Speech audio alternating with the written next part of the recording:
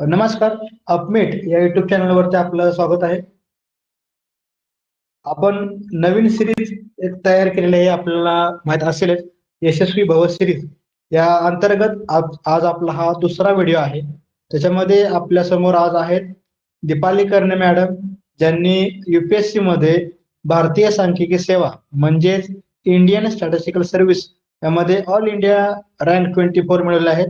नमस्कार मॅडम, सुरुवातीला मी तुमचं अभिनंदन करतो आणि आपल्या चॅनलवर तुमचं स्वागत करतो. नमस्कार. आपण आपल्या ह्या चॅनलवर एक नवीन सिरीज केलेली आहे, त्यामधील हा दुसरा व्हिडिओ आहे.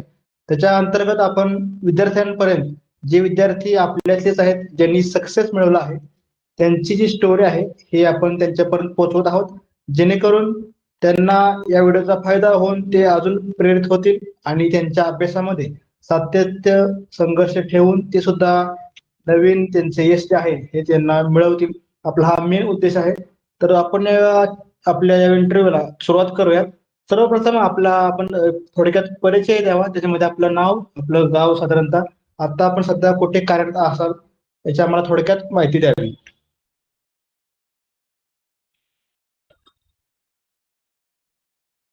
युट्यूब खरं तर तुम्ही सुरू केलेलं आहे की विद्यार्थ्यांपर्यंत सक्सेस स्टोरी पोहोचवत आहात आणि त्यामुळे विद्यार्थ्यांना एक नवीन उमेद येईल शिकण्याची आणि अभ्यास करण्याची. तर मी माझ्या इंट्रोडक्शन पासून सुरुवात करेन. माझं नाव दीपाली दशरथ कर्णे. मी सातारा जिल्ह्यातील डिस्कळ या गावामध्ये राहते. माझं ग्रॅज्युएशन आणि पोस्ट ग्रॅज्युएशन संख्याशास्त्र या विषयामधून झालेलं आहे. UPSC अंतर्गत घेण्यात येणाऱ्या भारतीय सांख्यिकी सेवा अधिकारी म्हणून माझी निवड झाली आहे. याआधी मी सांख्यिकी अन्वेषक म्हणून जिल्हा क्षयरोग कार्यालय धाराशिव येथे कार्यरत होते. ओके, ठीक आहे. आपलं गाव कोणतं? डिस्कळ खटाव तालुक्यामध्ये येतं. छोटंसं गाव आहे डिस्कळ. चालेल. आपण जे आता सांगितलं की आपण UPSC मध्ये जे मिळवले आहे आणि त्याच्यामध्ये साधारणतः आम्हाला भेटलेल्या माहितीनुसार आपण जुळे बहीण आहेत, बरोबर? जुळे बहीण आहेत आपण. त्या दोघांनी ही पदवी किंवा हे पद मिळवले आहे, बरोबर का? मला नीट व्यवस्थित आलं नाही. तर आपली जी बहीण आहे ही सुद्धा ह्याच पदावर कार्यरत आहे. हा, माझी म्हणजे दोघींनी पण अभ्यास आम्ही एकदमच सुरू केलेला होता. तिचं सिलेक्शन 2021 मध्ये झालं. आता तिचं प्रमोशनही झालेलं आहे. ती आता डेप्युटी डायरेक्टर म्हणून मुंबईमध्ये कार्यरत आहे. Okay okay. आता मला सांगा की आपण ही एक्झाम दिलेली, ज्यामध्ये तुमचा निकाल आला आहे, ही साधारणतः कधी दिलेली, म्हणजे त्याचं जाहिरातीचं वर्ष किंवा त्याचं एक्झाम तुम्ही कधी दिलेली, निकाल कधी लागला? मी UPSC म्हणजे मी आणि माझ्या बहिणीने दोघींनी पण आमच्या पोस्ट ग्रॅज्युएशन नंतर ना UPSC IAS देण्याचा निर्णय घेतला होता. 2021 मध्ये आम्ही सुरुवात केली होती स्टडीला. म्हणजे 2020 मध्ये आमचं पोस्ट ग्रॅज्युएशन झालं. कोविडमुळे थोडीशी लेट एक्झाम झालेली होती.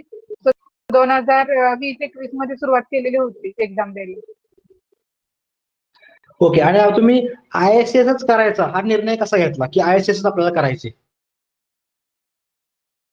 म्हणजे पहिल्यांदा ग्रॅज्युएशनला असतानाच संख्याशास्त्री विषयामध्ये गोडी निर्माण झालेली होती. मग त्यावेळेसच ठरवलेलं होतं की जे काय करिअर करायचं ते संख्याशास्त्री विषयामध्येच करायचं होतं. आणि एक होतं की गव्हर्नमेंट सर्व्हिससाठी ट्राय करायचं होतं. तर ज्यावेळेस आमचं पोस्ट ग्रॅज्युएशन झालं तोपर्यंत IAS बद्दल एवढी काही माहिती नव्हती. पण पोस्ट ग्रॅज्युएशन नंतर समजलं की UPSC IAS अशी एक एक्झाम आहे आणि संख्याशास्त्र विषयाचे संख्याशास्त्र ज्यांचं आहे ते विद्यार्थी एक्झाम देऊ शकतात. मग त्यानंतर ठरवलं की आपल्याला करिअर संख्याशास्त्र विषयामध्येच करायचं आहे, तर ही एक्झाम देणं गरजेचं आहे. म्हणून मग त्यावेळेसपासून म्हणजे MSc नंतरच मग सुरुवात केली त्या स्टडीसाठी. ओके. आणि तयारी करत असताना तुम्ही जेव्हा तयारी करता IAS साठी, तर त्या IAS च्या तयारीमध्ये तुमच्यासाठी सर्वात मोठा कठीण टप्पा कोणता होता? माझ्या बहिणीसाठी एवढा कठीण टप्पा नव्हता, माझ्यासाठी होता. कारण माझ्या बहिणीचं सिलेक्शन आधी झालेलं होतं, माझं आत्ता झालं. तर ते थोडंसं सेटबॅक होता की थोडं माझी जर्नी थोडी मोठी होती. तो 23 वर्ष आम्ही एकत्र राहिलेलो होतो आणि फर्स्ट टाइम आम्ही वेगवेगळा स्टडी करणार होतो. तर तो माझ्यासाठी कठीण टप्पा होता. पण मी सातत्य ठेवलं त्यामुळं हे आज यश संपादन झालं असं मला वाटतं. आणि दुसरा कठीण टप्पा म्हणजे मी सांख्यिकी अन्वेषक म्हणून जिल्हा पेरू कार्यालय धाराशिव येथे कार्यरत होते. तो काम आणि अभ्यास हे दोन्ही मला मॅनेज करायचं होतं. ती गोष्ट थोडीशी आव्हानात्मक होती माझ्यासाठी. Okay okay. आणि तुम्ही जे आता जी एक्झाम दिलाय किंवा तुमचा जो विषय आहे, जो कोर्स सब्जेक्ट आहे, हा संख्याशास्त्र आहे, बरोबर का? ज्याला आपण स्टॅटिस्टिक्स म्हणतो. तर आपण जर इन जनरल बघितलं तर आपल्या इथे आपल्या एरियामध्ये संख्याशास्त्र म्हटलं की बरेच विद्यार्थी जरा घाबरतात त्या विषयाला. जरा जसं गणित आणि संख्याशास्त्र त्याला बरेच विद्यार्थी घाबरतात. तर हा जो टेक्निकल विषय होता, हाच टेक्निकल विषय तुम्ही एक्झाम दिलेला आहे आणि परीक्षेमध्ये सुद्धा तुम्हाला याचा 100% theory paper plus MCQ paper आपल्या ठिकाणी होता. तर तुम्ही त्या थेअरी क्वेश्चनची तयारी किंवा टेक्निकल पार्टची तयारी कशी केली? सगळेच जण म्हणजे संख्याशास्त्र म्हटले की आकडेमोड याला घाबरतात. पण हा विषय असा आहे की समजून घेतल्यानंतर खूप सोपा आहे. म्हणजे ज्यावेळेस आपण हा सब्जेक्ट रिअल लाईफशी कनेक्ट करतो त्यावेळेस हा सब्जेक्ट खूप सोपा आहे. जसं की आपण आता सॅम्पलिंग थेअरीचा विचार केला तर सॅम्पलिंग थेअरीमध्ये आपण सॅम्पल काढतो. तर त्याचा रिअल लाईफशी पण आपण त्याचा संबंध जुळवू शकतो. जसं की आपण कुकिंग करतात, सगळ्यात महिला कुकिंग करतात. त्यामध्ये भात शिजला का बघण्यासाठी पूर्ण सगळं परीक्षण करत नाही तर एका चमच्यामध्ये थोडेसे भाताचे शीत घेतात, ते शिजलं का नाही ते चेक करतात आणि त्याच्यावर अनुमान लावतात. तर ही गोष्ट समजून घेण्याची आहे. ज्याला कुणाला हे कन्सेप्ट समजले त्याला संख्याशास्त्र हा विषय खूप सोपा जातो. त्यामुळे हा सगळाच विषय हा अंडरस्टँडिंगचा पार्ट राहतो. त्यामुळे घाबरायची काही गरज नाही. आणि थेरॉटिकल पार्टचा जर विचार केला तर थेरॉटिकल पार्टसाठी प्रॅक्टिसची गरज असते. जसं की आता ISS मध्ये 4 पेपर्स आहेत. Statistics paper first, second, third, fourth. त्यामध्ये 2 ऑब्जेक्टिव्ह 2 सब्जेक्टिव्ह आहेत. जे ऑब्जेक्टिव्ह पेपर आहेत त्याला प्रॅक्टिस करावी लागते. जास्तीत जास्त MCQ सॉल्व्ह करावे लागतात. आणि सब्जेक्टिव्ह पेपर आहे जे तुम्ही म्हटला की थेरॉटिकल पार्ट असतो. तर त्या थेरॉटिकल पार्टसाठी मल्टिपल टाइम्स रिव्हिजन करावं लागतं. आणि दुसरं मी जे अवलंबलं होतं ते म्हणजे मी लिहून बघत होते. म्हणजे एखादा थेरम कुठलं तरी डेरिव्हेशन वगैरे असेल तर ते मी लिहून बघत होते. ज्यावेळेस आपण एकदा लिहितो ते 3 वेळेला वाचल्यासारखं असतं. त्यामुळे जे जे काही थेरॉटिकल पार्ट असेल तो लिहून बघत होते. बरोबर आहे. म्हणजे तुम्ही यासाठी थेरॉटिकल पार्टसाठी तुम्ही थोडक्यात की सराव करत होता जास्त लिहून लिहून तुम्ही, बरोबर का?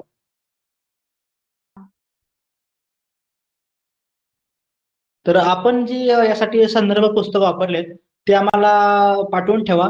मी आपल्या या व्हिडिओच्या कमेंट बॉक्समध्ये ते विद्यार्थ्यांपर्यंत पोहोचवू आम्ही ते. नक्कीच म्हणजे जे ISS ला पेपर्स आहेत जसे GS आहे, इंग्लिश आहे, जनरल स्टडी, जनरल इंग्लिश आणि स्टॅटिस्टिक्स 4 पेपर आहेत आणि त्या 4 पेपरमध्ये सब टॉपिक पण आहेत. त्या सगळ्या सब टॉपिकची जे जे काही मी मटेरियल यूज केलेलं होतं ते मी सगळं पाठवून ठेवीन. ते डिस्क्रिप्शन बॉक्समध्ये तुम्हाला मिळून जाईल. ओके, धन्यवाद मॅडम. आणि आता तुम्ही सांगितलं की जो पॅटर्न तुम्ही सांगितला की एमसीक्यू आणि थेअरी, त्याच्यामध्ये साधारणतः टोटल जो तुमचा थेअरी प्लस एमसीक्यू जो पॅटर्न आहे हा किती गुणांचा होता आणि जो तुमची मुलाखत आहे जी इंटरव्ह्यू होता तो किती गुणांचा होता? मला एक्झाम पॅटर्न सांगते मी पहिल्यांदा. एक्झाम पॅटर्न मध्ये आपल्याला 6 पेपर होतात. एक म्हणजे जनरल स्टडी, दुसरं म्हणजे जनरल इंग्लिश आणि स्टॅटिस्टिक्सचे 4 पेपर. जनरल स्टडी 100 मार्क्सचा असतो, जनरल इंग्लिश 100 मार्क्सचा असतो आणि स्टॅटिस्टिक्सचे ईच पेपर 200 मार्क्सचे असतात. म्हणजे असे 1000 मार्क्सची एक्झाम असते आणि 250 मार्क्सचा इंटरव्ह्यू असतो. सॉरी 200 मार्क्सचा इंटरव्ह्यू असतो. तर जनरल स्टडी मध्ये ना आपल्याला इकॉनॉमी म्हणजे पॉलिटी असतं, परत हिस्ट्री असतो, जॉग्राफी असतो, इकॉनॉमिक्स असतं आणि करंट अफेअर्स हे क्वेश्चन्स असतात. आणि जनरल इंग्लिश मध्ये आपल्याला एसे असतो, थिसिस रायटिंग असते, एक पॅराग्राफ रायटिंग असतं, ऍडम अँड फ्रेजेस आणि स्पॉटिंग एरर असतात. हे दोन्हीही पेपर हे क्वालिफाईंग पेपर आहेत. आणि पेपर म्हणजे स्टॅटिस्टिक्सचे जे 4 पेपर आहेत जे पहिले 2 पेपर आहेत ते MCQ बेस्ड असतात. स्टॅटिस्टिक पेपर 1, 2 आणि 3, 4 आहेत ते डिस्क्रिप्टिव्ह असतात. ते ईच पेपर 200 मार्क्सचा असतो. आता स्टॅटिस्टिक 1 मध्ये पण सब पेपर्स आहेत जसे की डिस्क्रिप्टिव्ह स्टॅटिस्टिक एक झालं, कम्प्युटर अनालिसिस आहे, कम्प्युटर आहे आणि न्यूमेरिकल अनालिसिस आहे. आणि पेपर 2 मध्ये हायपोथेसिस टेस्टिंग एक येतं, लिनियर मॉडेल एक येतं आणि ऑफिशियल स्टॅटिस्टिक असतं. पेपर 3 मध्ये सबपार्ट जर बघायचे झाले तर सॅम्पलिंग थिअरी येतो, index number, time series analysis येतं, परत डिमांड अनालिसिस येतं. एवढे पेपर आहेत. आणि इकॉनॉमेट्रिक्स एक येतो. आणि पेपर 4 मध्ये ऑप्शनल असतात. 2 ऑप्शनल आपल्याला चूज करायचे असतात. माझे ऑप्शनल होते ते मल्टीव्हेरिएट अनालिसिस होता आणि दुसरा म्हणजे डेमोग्राफी. ओके, धन्यवाद. आणि ओके ओके.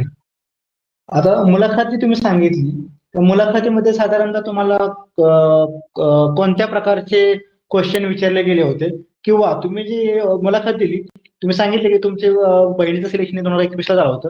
ह्या 2-3 वर्षामध्ये तुम्ही इंटरव्ह्यू फेल होत होता. तर त्या मुलाखतीमध्ये तुम्ही काय काय शिकला, की आपला कोणता पॉईंट वीक आहे जो तुम्ही पुढच्या मुलाखतीसाठी स्ट्रॉंग करत गेला? इंटरव्ह्यू मध्ये आपल्याला नॉलेजची पहिली तर इंटरव्ह्यू असं म्हणता येणार नाही, त्याला पर्सनॅलिटी टेस्ट म्हणतात. आणि ती नॉलेजची टेस्ट नसते तिथं, कारण नॉलेज ऑलरेडी आपलं रिटर्न एक्झाम मध्ये चेक केलेलं असतं आणि त्यामधूनच सिलेक्शन केलेलं असतं इंटरव्ह्यूसाठी. सो नॉलेज ऑलरेडी चेक झालेलं असतं. मग आता आपली पर्सनॅलिटी चेक होते तिथं. मग ते पर्सनॅलिटी बघत असताना ते कॉन्फिडन्स लेवल बघत असतात. इंटरव्ह्यू मध्ये ज्यावेळेस आपल्याला क्वेश्चन विचारले जातात, आता क्वेश्चन हे कशाशी रिलेटेड असतात, तर क्वेश्चन हे आता तुम्ही जिथं राहता, जसं मी महाराष्ट्राला बिलॉंग करते तर आणि सातारा जिल्ह्याशी बिलॉंग करते, तर त्या रिलेटेड क्वेश्चन येतील. जसं की मला एका इंटरव्ह्यू मध्ये विचारलेलं होतं की सातारा जिल्ह्यातून किती मुख्यमंत्री झालेले आहेत, तर तसे क्वेश्चन विचारले जातात. दुसरे म्हणजे हॉबीवरती, तुमची जी काय हॉबी आहे त्याच्यावरती क्वेश्चन विचारले जातात. आणि तुम्ही जर वर्क करत असाल, आता मी सांख्यिकी अनलिस्ट म्हणून काम करत होते, तर मला वर्क रिलेटेड भरपूर क्वेश्चन विचारलेले होते. क्षयरोग विभागामध्ये असल्यामुळे क्षयरोग, ट्युबरक्युलोसिसच्या रिलेटेड मला भरपूर क्वेश्चन विचारलेले होते. तर अशा पद्धतीची ती पर्सनॅलिटी टेस्ट होती, तिथं आपला कॉन्फिडन्स चेक होतो. जरी आपल्याला एखादा आन्सर नाही आलं, तर तिथं इन्स्टेड ऑफ ब्लफिंग करण्यापेक्षा, म्हणजे खोटं बोलण्यापेक्षा, आपण जर खरं खरं सांगितलं की मला येत नाही आन्सर, सॉरी सर, किंवा मी ते वाचेन, असं जर सांगितलं तर त्यांना ते खरं वाटतं. जर तुम्ही खोटं बोलला तर ते सहन होत नाही त्यांना, म्हणजे तसा कॅन्डिडेट त्यांना नको असतो, खोटं बोलणार कॅन्डिडेट नको असतो. जे काय आन्सर असतील तर नाही सांगायचं, तर तिथं तुमचा कॉन्फिडन्स चेक केलेला असतो. ओके, म्हणजे सर मुलाखतीसाठी सगळ्यात महत्वाचा तुमचा कॉन्फिडन्स आहे.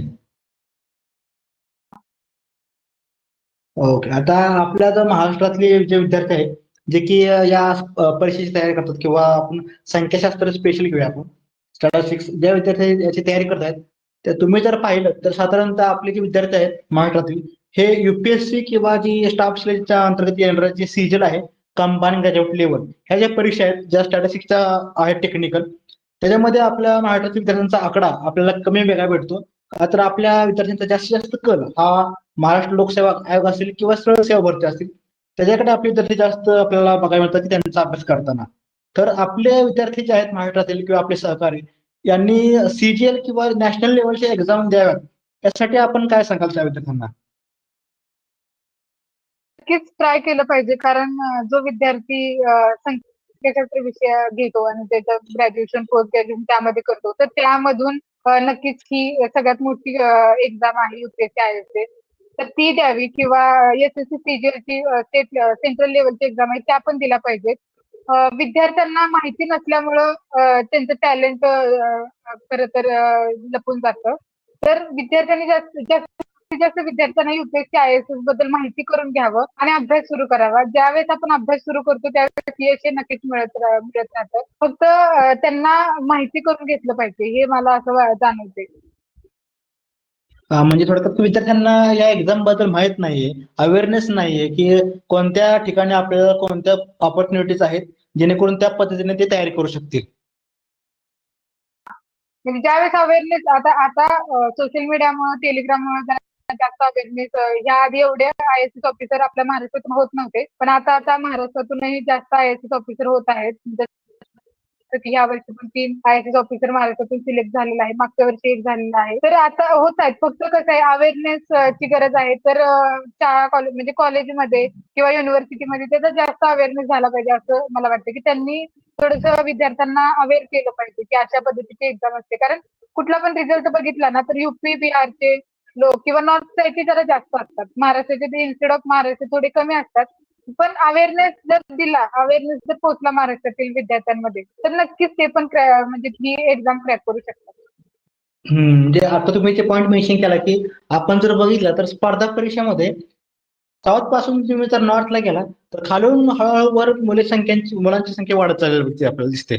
आपण जर कोणताही मेरिट लिस्ट बघितली, सीजीएलची, स्टाफ सिलेक्शनची किंवा युपीएससीची, तर यादव, शर्मा, शुक्ला या पदाचे आपल्याला नावं बघायला मिळतात.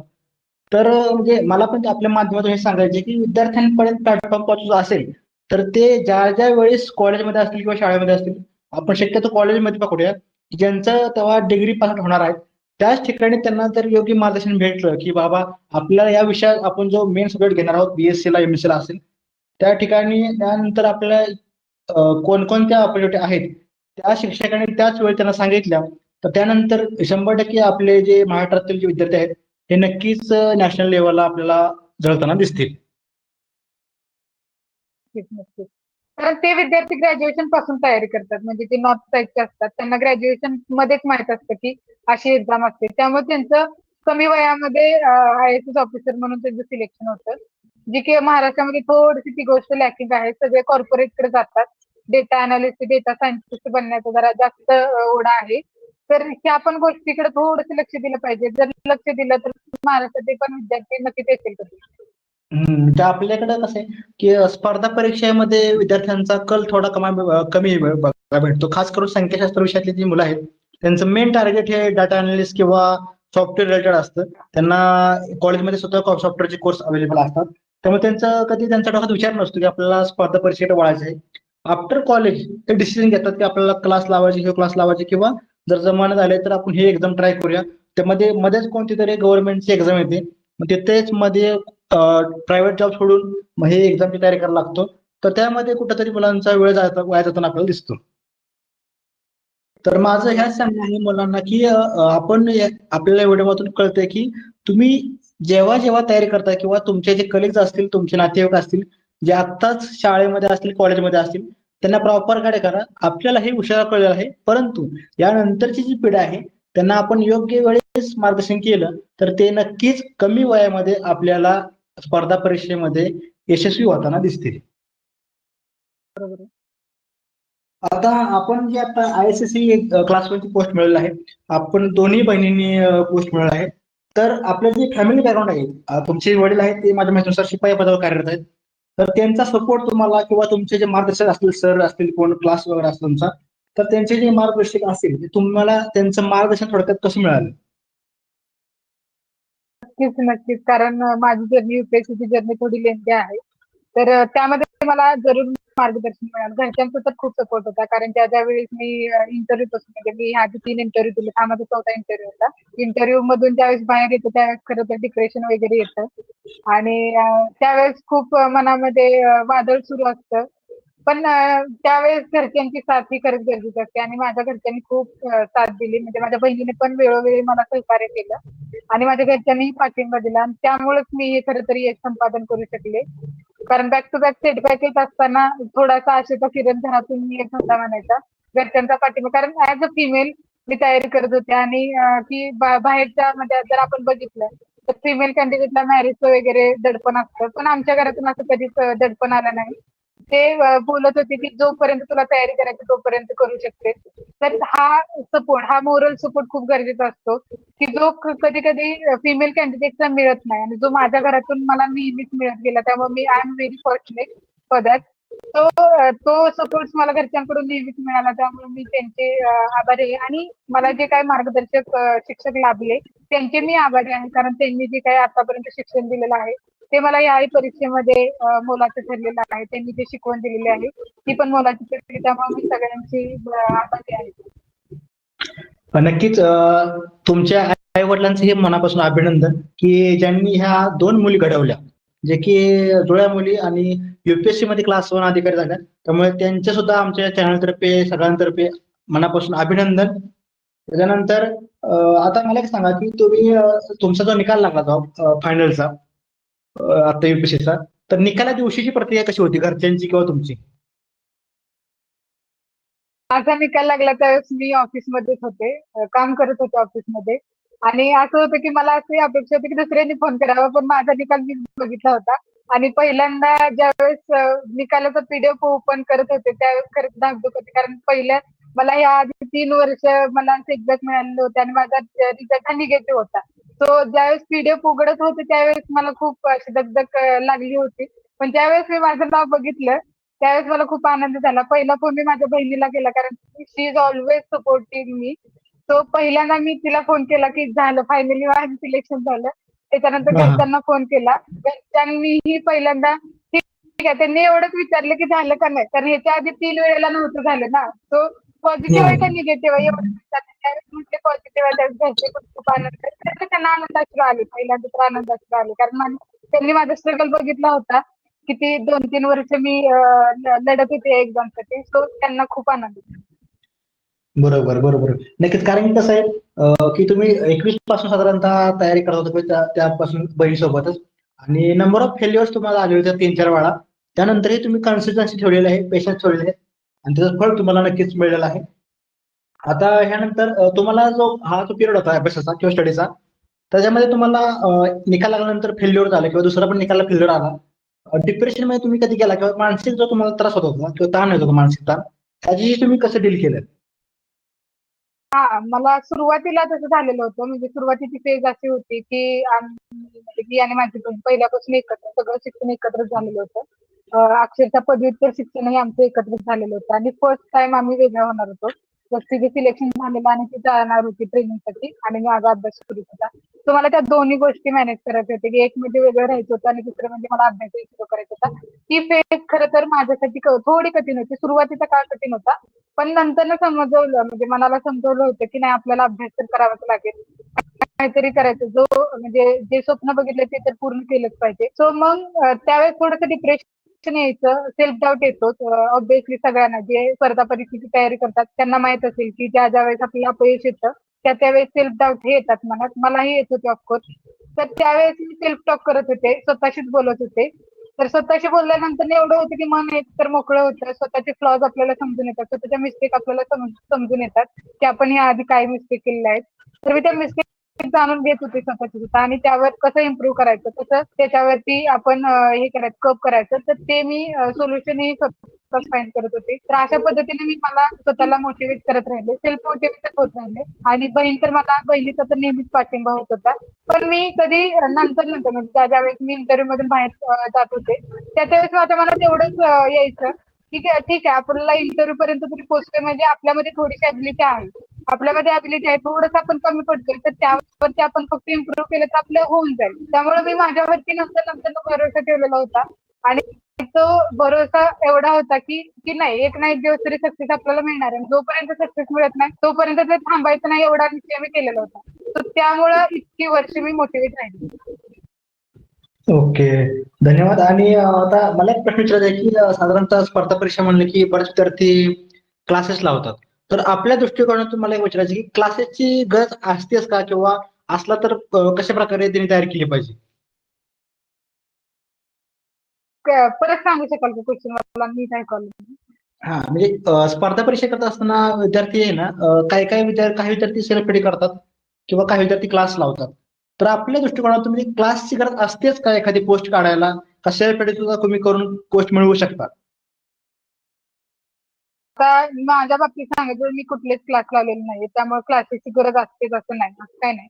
पण मनामध्ये विश्वास पाहिजे की नाही, आपण जर आता आय-एस-च्या बाबतीत सांगायचं झालं तर जर तुमच्या कन्सेप्ट क्लिअर असतील, सगळ्या गोष्टी करू शकत असाल तुम्ही, तर सेल्फ स्टडीनं पण होतो. क्लासेस लावण्याची गरज ही इंडिव्हिज्युअल चॉईस आहे. जर तुम्हाला खरंच गरज वाटत असेल तर लावावी, नाहीतर इंडिव्हिज्युअल सेल्फ स्टडीने पण अभ्यास होतो. आता मी पण आणि माझ्या बहिणीने दोघींनी पण सेल्फ स्टडीनेच अभ्यास केलेला होता. तर क्लासेस नाही लावले तरी स्टडी होतो, फक्त सेल्फ कंट्रोल पाहिजे, स्वतःवरती विश्वास ठेवला पाहिजे. हो, नक्कीच. म्हणजे थोडक्यात की आपल्याला विद्यार्थ्यांच्या सेल्फ चॉईसवर तुम्ही म्हणलात. जर आपल्याला वाटतंय की जर आपल्याला खरंच क्लासची गरज आहे, तर त्यांनी लावावा. अदरवाईज तुमच्याकडे जर सफिशियंट मटेरियल असेल किंवा तुम्हाला सेल्फ कॉन्फिडन्स असेल, तर तुम्ही स्वतः तयारी करून पोस्ट मिळवू शकता. भरपूर एक्झाम्पल आहेत की जे मी क्लास न लावता आपण युपीएससी पण क्रॅक केलेली, युपीएससी सीएससी पण क्रॅक करतो. ठीक आहे. आता आपली जी एक्झाम आहे ISSC, भारतीय सांख्यिकी सेवा, हे एक्झॅक्टली काय आहे किंवा हे कशासाठी काम करतं? चांगला क्वेश्चन तर आपण ज्या पॉलिसीज वगैरे सरकार काढतं, म्हणजे शेतकऱ्यांसाठीची पॉलिसी म्हणा किंवा योजना, वेगवेगळ्या योजना सरकार राबवते ना, तर त्या सरकार ज्या काही योजना राबवतं त्याच्यासाठी डेटा प्रोव्हाइड करायचं काम हे आय-एस ऑफिसर करतात. आणि दुसरी गोष्ट म्हणजे तुम्हाला सीपीआय डब्ल्यूपीआय पण माहित असेल, तर सीपीआय डब्ल्यूपीआय ठरवण्यासाठी मार्केट सर्व्हे केला जातो. त्या मार्केट सर्व्हेचं इन्स्पेक्शन असेल, सर्वे कसा कंडक्ट करायचा किंवा मंथली पर कॅपिटा एक्सपेंडिचर ठरवलं जातं. म्हणजे महिन्याला आपले एका घरामध्ये किती किती पैसे खर्च केले जातात. तर हे जर ठरवलं जातं तर ह्याच्या पाठीमागे सर्वे केला जातो. तर ते सर्वे कंडक्ट करण्याचं काम ISS ऑफिसरच्या केलं जातं. म्हणजे सर्वे कंडक्ट कसा करायचा, सॅम्पलिंग डिझाईन कशी करायची, हे सगळं ISS ऑफिसर ठरवलं जातं. GDP कॅल्क्युलेशन ठरवलं जातं. खूप वेगवेगळं म्हणजे टेक्निकल पोस्ट आहे जे पॅकेज म्हणजे डेटा प्रोव्हाइड करायचं काम हे ISS ऑफिसर द्वारा केलं जातं. आणि वेगवेगळ्या मिनिस्ट्रीज मध्ये पोस्टिंग होतं. असं नाही की फक्त स्टॅटिस्टिक मध्ये म्हणजे प्राइस डिव्हिजन मध्ये वगैरे पोस्टिंग होतं. वेगवेगळ्या मिनिस्ट्री मध्ये पोस्टिंग होतं. जसं की ऍग्रिकल्चर डिपार्टमेंट मध्ये म्हणा, डिफेन्स सर्व्हिस मध्ये, या सगळ्या सर्व्हिसेस मध्ये ISS ऑफिसर पोस्टेड असतात. ओके. आता एक माझा शेवटचा क्वेश्चन आहे आपल्यासाठी की आता आपण ISS पर्यंत पोहोचलात. याच्या पुढचे काय तुमची दिशा आहे का? अजून पुढची एक्झाम कुठली काय तुम्ही डोक्यात आहे का?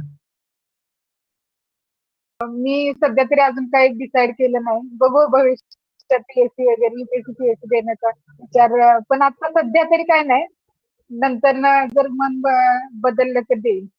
हो नक्कीच, कारण की तुमची ड्रीम पोस्ट तुम्हाला आता भेटलेलीच आहे. म्हणला तुमची ड्रीम पोस्ट तुम्हाला आता भेटलेलीच आहे. येस येस, जी तर ड्रीम पोस्ट होती ती तर मिळवलेलीच आहे. नक्कीच. त्यामध्ये चांगलं काम करण्याचा मी नक्कीच प्रयत्न करेन. हा. आता एक मला सांगायचं आता मी तुम्हाला विचारेन की आता इन जनरल विचारतो. आतापर्यंत आपण मेजॉरिटी सांख्यिकीवर चर्चा केली.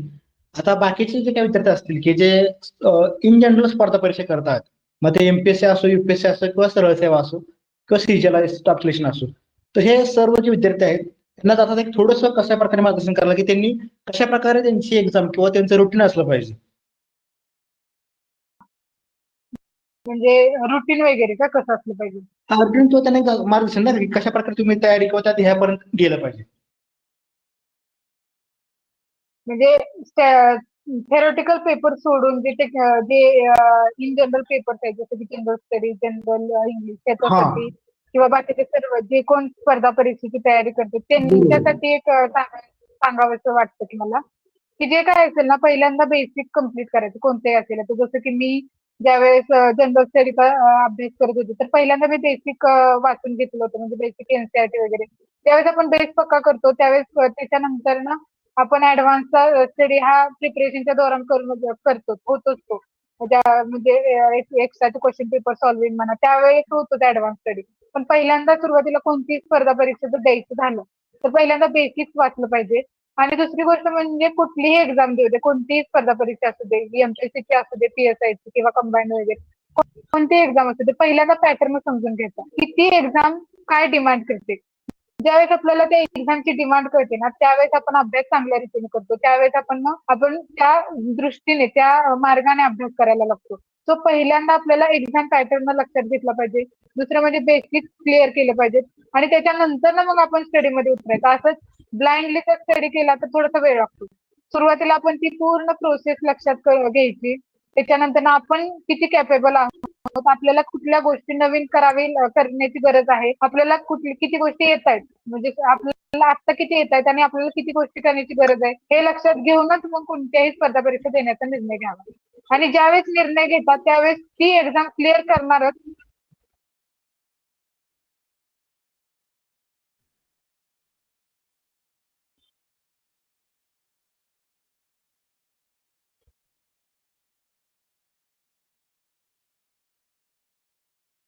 तुमचा आवाज ब्रेक झालाय.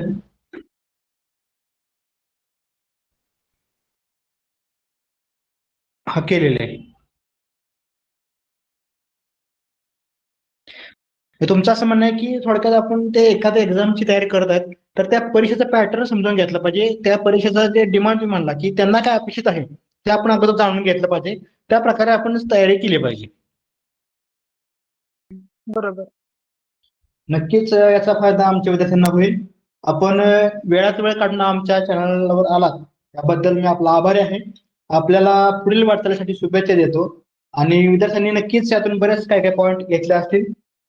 तर भेटूयात आपण पुढच्या व्हिडिओमध्ये. धन्यवाद.